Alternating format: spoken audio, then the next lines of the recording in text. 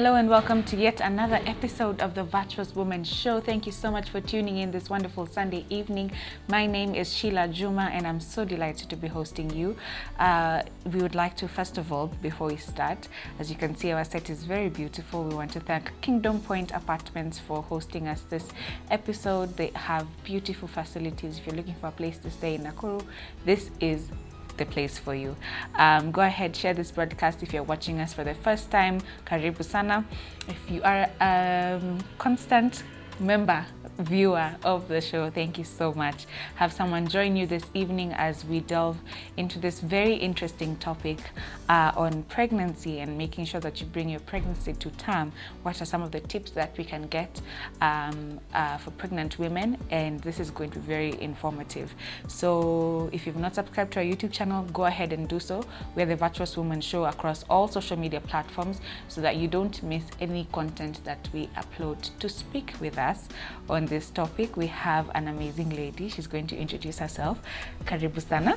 Thank you. That's your camera over there. You can just look at it and tell us who you are and what you do. Okay, good evening, viewers. I'm called Anne Atonga. I am a nurse working at Langalanga Sub-County Hospital, that is Nakuru County. Welcome all. Amazing. Are you a wife? Are you a single lady? Yes, I'm a wife. I'm a mother. Yes. That is why I have so much passion dealing with mothers, anything touching mothers and babies. Yeah. Yes. You're a passion for that. Yeah. And so when you were pregnant yourself with your children, you knew exactly what to do. Yeah. Oh, really? It must be nice. It mastered it. Yeah, you did. You know, sometimes you may. It says that a doctor cannot treat him or herself. Yeah, true. Yeah. But when the experiences come, at least you know that they are bound to come. Was this something you wanted to do from a young age? Exactly what I did. Nursing. Really? Yeah, from a very young age. You wanted to be when a nurse. Ask me what would you like to do when you grow up. That was my answer. That's very rare to find. And God just gave me exactly that. Actually, at home, at my home where I'm born, just where in the bed where I used to sleep, I have a picture over the bed of a nurse. That you wanted to look at every day and know this is where I'm going. And it turned exactly that. That's thank God for beautiful. It. It's very rare to find that. Just the passion that I wanted. Yeah. Let's delve right into this because we are going to be helped today. So for many women, for most women, there are changes that you notice that at first, not everyone has access to pregnancy kits. Not everybody has access to that information. But kuna zile stereotypes. There are those stereotypical ways of knowing, am I pregnant? Maybe you can give us some tips on what are some of those signs a woman can look out for, even without taking a pregnancy test, to know there may be a person brewing inside. First of all, in a woman, the first thing is missing your periods, your normal periods. When you miss your periods, it's a telltale sign that there could be something. Okay, there are those who have irregular periods, but just missing your period, if you've been having regular periods, is pointing to something.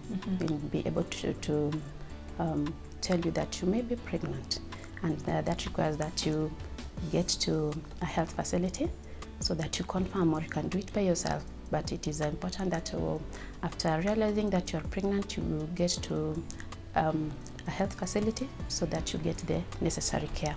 Apart from missing the periods, you could also be having this thing called morning sickness, the nausea and vomiting. Which should not be called morning sickness because it's all day long. It's all day long. Yeah.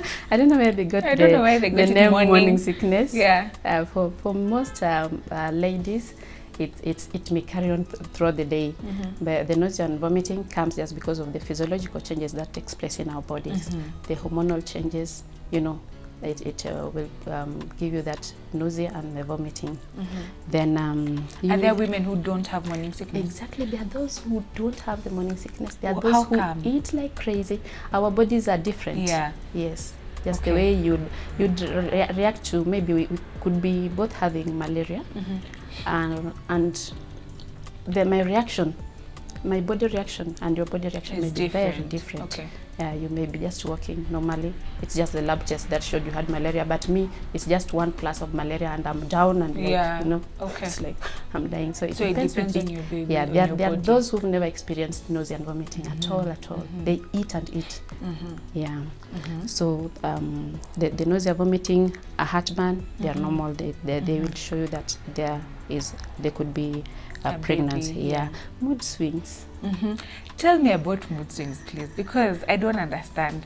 How can this being, is it hormonal? Yeah. Okay. Most of these things that affect the ladies are hormonal. Okay. And then the mood swings, and especially if you don't have support, if the lady doesn't have the support, especially of the partner or the people she lives around with, the mood swings will be even more.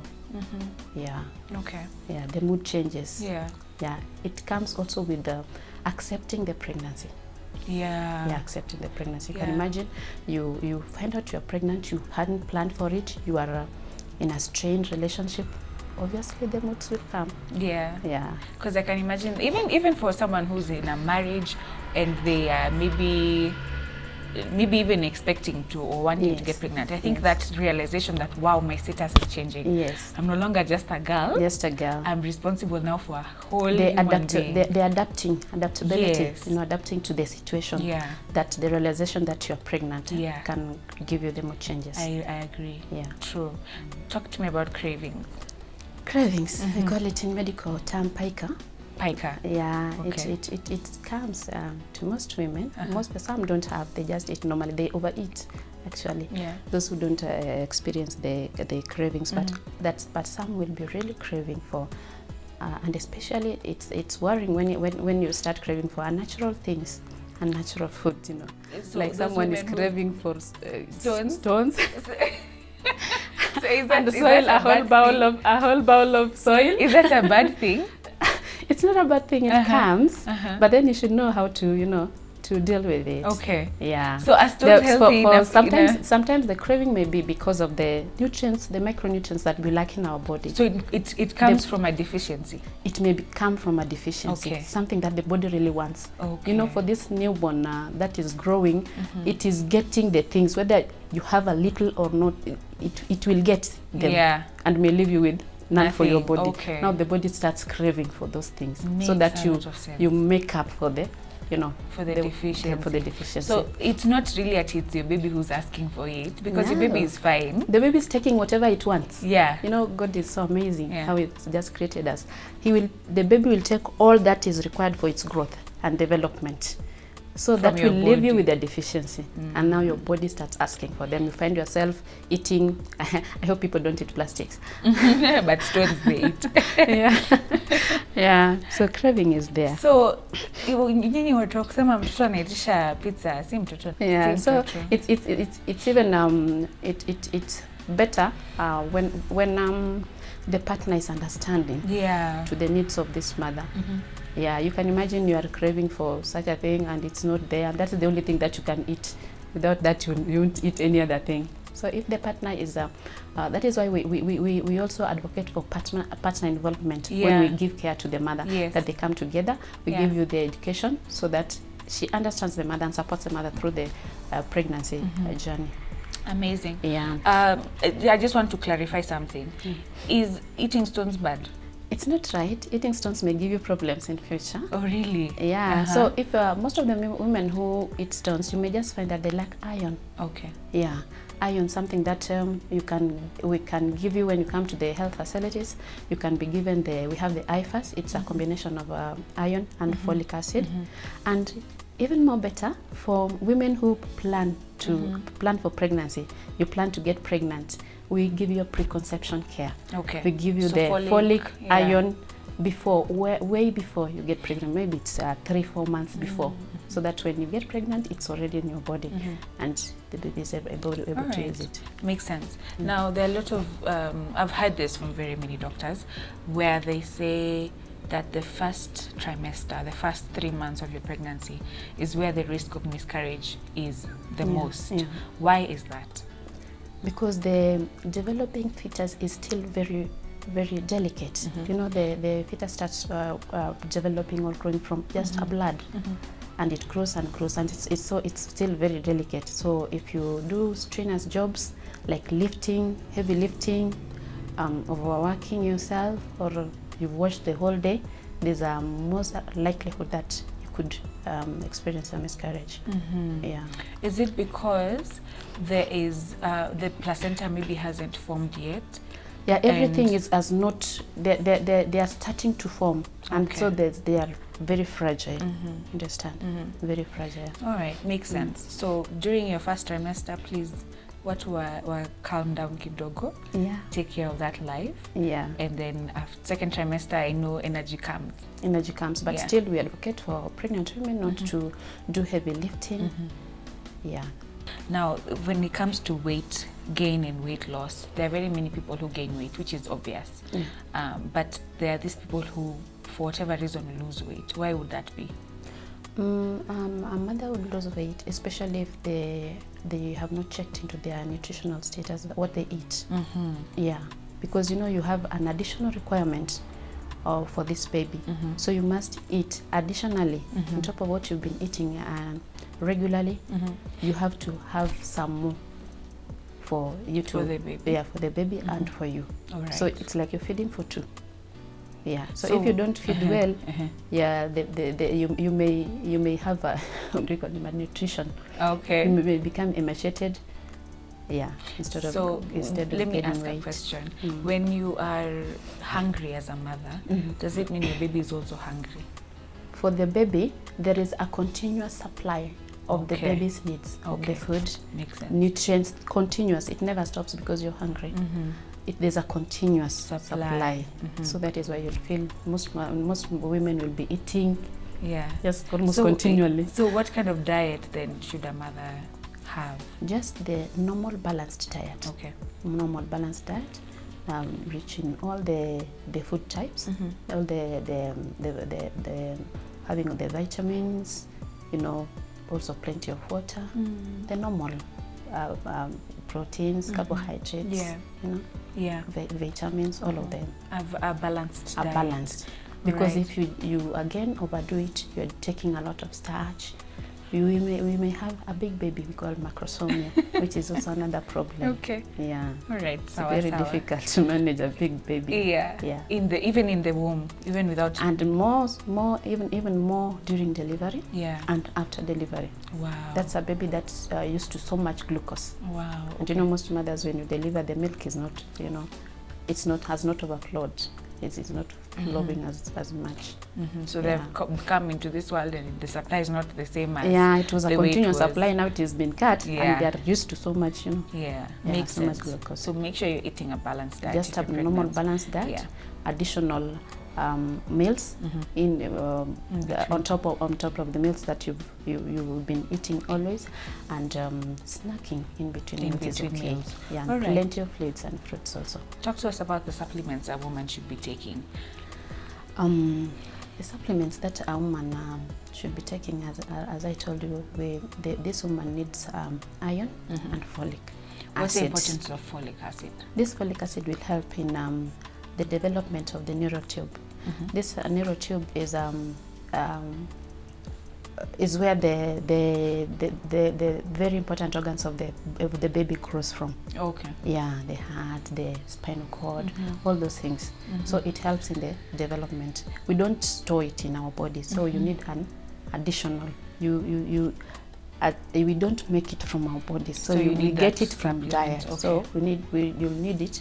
You'll get the supplement to help in the developing of the baby, and also iron.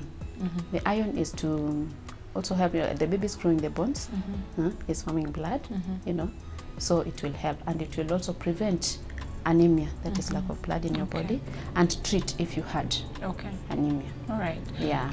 Now, there's a lot of things that pregnant women are given and are told in this day and age, and I can tell there's a difference between my generation and my mother's generation. Right. I'm sure my mom didn't even take folic acid. Probably not. So then what is the difference? What happened? It's the type, we would just say, the type of foods they used to eat may have been more nutritious than what we have today, than the foods we have today. The foods we buy in the supermarkets, and maybe they've got so much preservatives or something that destroy the nutrients that should be therein. Yeah. And what is the importance of going for your is it prenatal or antenatal? Antenatal care. Prenatal care is okay. Your prenatal is preconception. Okay. Yeah. Your clinics before when coming it's very important for a woman to come to the clinic because there are a lot of things that she'll be educated on. We want to let this woman know of how to take care of herself. We want her to, she will be able to know her expected date of delivery, and we will discuss with the woman the pregnancy preparedness, the birth preparedness for this woman. She'll be able to identify the hospital where she would want to deliver. We will be able to let her know of the things that will be required. We'll be able to teach this lady of the danger signs in pregnancy. The danger signs we want to, because our aim in walking this mother through the journey of pregnancy is to ensure that we have a healthy baby and a healthy mother. So we'll be able to detect if there is any problem on the way and to deal with it. See how to solve it. So that we get a good outcome. So this lady will also be able to identify the birth companion. There's a notion that you cannot go in the delivery room with a partner. Yes, we do allow it. It helps the mother. Maybe, I don't know whether you know what a birth companion will be doing there with the mother. Probably cheering them on, like, you can do it. Exactly. Give them moral support. Give them moral support. Not tell them you're doing well. You're almost there. I believe you're going to make it. You know. So there's it will also we will also be able to talk with the mother and know her preparedness concerning transport, concerning if there could be emergencies that could occur, because in pregnancy they could occur, and even the person that will be helping her throughout the pregnancy so that she doesn't strain, and the person who will be able to take care of the children if she has little children when she comes for delivery. So it's a comprehensive package. So how often should these clinics be? The clinics are, we have, they're called focused antenatal care. The 4 visits, at least 4 visits. They could be many. A mother, depending on the time of in pregnancy when the mother comes to you. So that is why we always advocate for them to come very early, as soon as you know that you are pregnant. When you come, then we share with the caregiver, then they'll be able to schedule you for maybe a month or so. Every other month you'll be coming, so that when you come, we evaluate and see how you are doing. We evaluate and see if you understand the danger signs and any other change of what we have discussed later, maybe the your birth preparedness, you know. So those clinics are important. They are very important. You can even do the ultrasounds during those visits. In fact, nowadays it's advocated by the ministry that a mother have at least 2 ultrasound, especially at the beginning of the pregnancy and in late pregnancy. Almost in delivery. Great. Is it safe to exercise during pregnancy? Yeah, it is. Is it recommended? It is recommended, but there are recommended exercise, scope of exercises that a woman can do in pregnancy. And when they come to the clinics, we teach them. There are also those facilities that do, it's called Lamaze classes, Lamaze classes for the pregnant women, and even after delivery. You know, after delivery, and the ladies start complaining of the baby, what's called the baby? Fat. The stomach is not going away. So there are permitted range of exercises that the woman is able to do during pregnancy. Sawa. Now when it comes to sleep, your sleep gets interrupted. Your sleep pattern changes. Is number one, my question is, number one, why does your sleep pattern change? And number 2, could it be that this is helping you get accustomed to when the baby comes? Because now when the baby comes, of course, your sleep you'll be interrupted for sure. So why do sleep patterns change? The sleep patterns will change because of the discomfort that you'll be having. You see, now you're having a bump. It's not easy sleeping on this side, sleeping on this side. So it may give the mother a difficulty in finding a good sleeping position. But you know, if having a good an acceptable temperature, even in the room, taking a warm bath just before sleep may help the mother relax and sleep well, so long as you find a comfortable position. And nowadays there are those do they call them mother pillows for sleeping? That helps in sleeping positions for making the sure mothers. you're comfortable. So insomnia is not a thing in pregnancy, like it's not a symptom. No, it's okay. It's normal. It may be a symptom to others. Some sleep. Some sleep. Yeah, to others, to many, it does because of now the discomfort in finding a comfortable position. And now back pain. The back pain may or may not be to some, but it's always there. But a severe back pain is a danger sign. Okay. Yeah. Because a severe back pain is it's not normal to have that back pain. At all. No, you may have a slight back pain because of now the changes that are taking place. You see now the weight, and now your back is a little bit arched more than it was before. It may cause back pain, but then back pain may also come because of doing straining. Okay. You've washed the whole day. You've been mopping. You know. Yeah. So if you identify that there could be something causing it, then it's good to stop doing that. Yeah. Now there's been an increased number of C-sections in hospitals these days. You would think that maybe it's doctors who just want the money, because of course a CS is more expensive than a normal delivery, and they also don't want to deal with the pressure of this screaming woman. So why would you advocate for a CS yourself, or if someone can deliver normally, wacha aende mpaka mwisho? What would you say to that?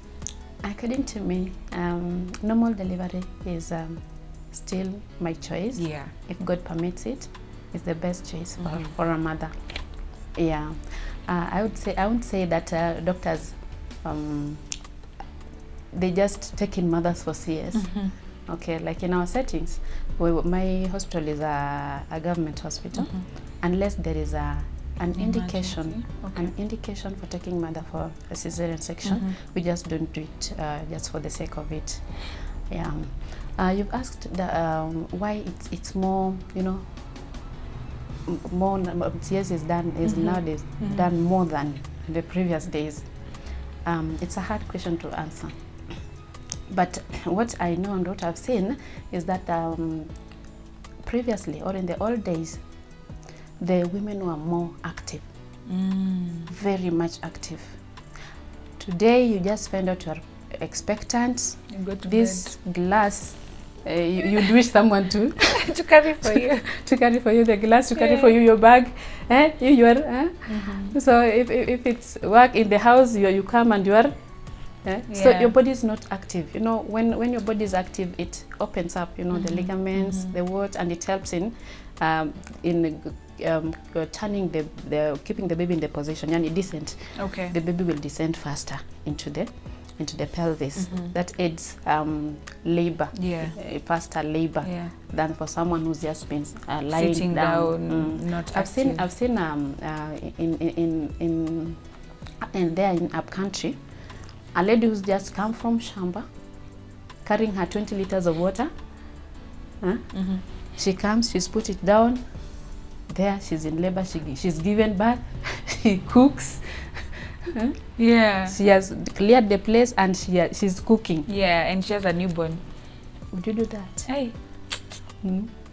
Wow. So the difference is the level of activity that they also had. Yeah, the types of food that they ate also, and the level of activity is I think did much of But sasa this person is lifting a 20-liter whatever on their head, and you've said no strenuous works. You know, for them, for in the old days, people were used to those strainers kind of jobs. I don't know just how it worked for them. Maybe, you know, God is also very gracious. When you don't know something, it doesn't affect you. Wow. But now that you know it, you try, and there you are. So affected. Then how do you know now it's time to give birth? What are the signs that you should know, okay, now my baby is coming, I need to go to the hospital? Okay. First of all, there is this lower abdominal pains, just cutting, and the lower abdomen, and it radiates to the back. It doesn't just end at the lower abdomen, but it goes back even to the back. Okay. So it's like it's going out, and it's also important to differentiate it with something that we call false labor. Yeah, there is false labor that can come. The woman can come. The pain is there. The pain is there. Then after 1-2 hours, it's gone. It's gone. Yeah. And then this lady will deliver next month. And they thought they and then when they come in the hospital, Mimi Nauma, I can't go back home with this type of. You tell her now, you just go and relax because your days are not not yet, and the cervix is closed. This probably is false labor. No, the way in a Numa, then she'll come a month later to give birth. You could imagine you're training her in the hospital for all those days. Yeah. So the pain, the true labor, the pain is persistent. Okay. Yeah. If you could time it, you'd find like it's coming maybe one such pain every maybe 10 minutes. Okay. Every 10 minutes. Okay. Every 10 minutes. Then after maybe 1 hour or so, it will now be coming 2 minutes, 2 every minutes. Yeah. It's consistent, and it will increase in intensity. So at what point should you go now to the hospital? Is it when the timing is at 1 minute, at 2 minutes? No, when you start experiencing that pain, it's advisable to go to the hospital. Okay. Then it may be coupled with what we call SHOW. It's a mucus plug. Okay. It's bloody mucoid discharge. That is something that was between you and your baby. No, it was closing the cervix. Yeah, it was closing a plug that was closing the cervix. Now when the labor starts and the cervix starts to dilate, it comes off. Okay, so you may see that. All right. Yeah. Wow, can you imagine our time is up? Oh. I know, and there's quite much to cover, but thank you so much. Thank you. I have been educated, and I'm sure our viewers have been educated as well. So if you notice that you're pregnant, or you notice some signs, go to hospital. Get someone who will check you and make sure you are doing your clinics faithfully, so that you can make sure that your baby is okay, and if there's any challenge, you're able to see it early and sort it out. I hope you've had a great show, as I have. I will see you same time, same place next time. Have a great rest of your week. Bye-bye.